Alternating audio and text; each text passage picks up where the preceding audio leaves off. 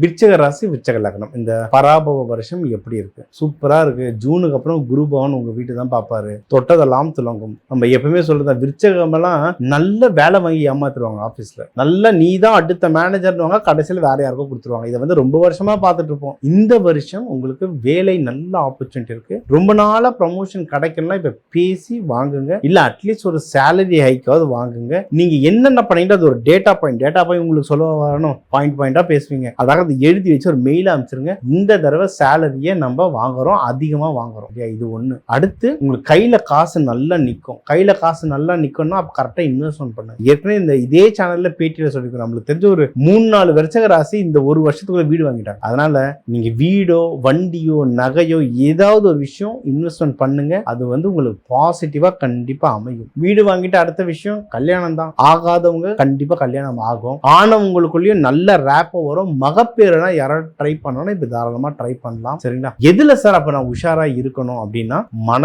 மனசுதான் குழப்பம் ரொம்ப அலப்பாயும். சரிங்களா? ஏன்னா உங்களுக்கு 5ஆம் இடம்லாம் இப்ப சனி பகவான் இருக்கிறதுனால போட்டு குழப்பி எடுத்துருவார். மனசையும் உடம்பையும் கொஞ்சம் நல்லா பார்த்துக்கோங்க. முக்கியமா எதனால குழம்புனா பிசினஸ்லாம் ரொம்ப தேவையில்லாத பாலிடிக்ஸ் நடக்கும். பாலிடிக்ஸ் வந்து ஓரமா இருந்துட்டு யாராவது தப்பு செய்யறாங்க அவங்களை அப்படியே ஒதுக்கிட்டு உங்க விஷயத்துல மட்டும் கான்சென்ட்ரேட் பண்ணி உடைச்சுக்கிட்டே இருங்க. நீங்க ஜெயிக்கிறது உறுதி. வழிபட வேண்டிய தெய்வம் முருகன், காளி இல்ல அம்பாள். இவங்கள முருகான்னு சொல்லுங்க, இல்ல ஓம் சக்தின்னு சொல்லுங்க.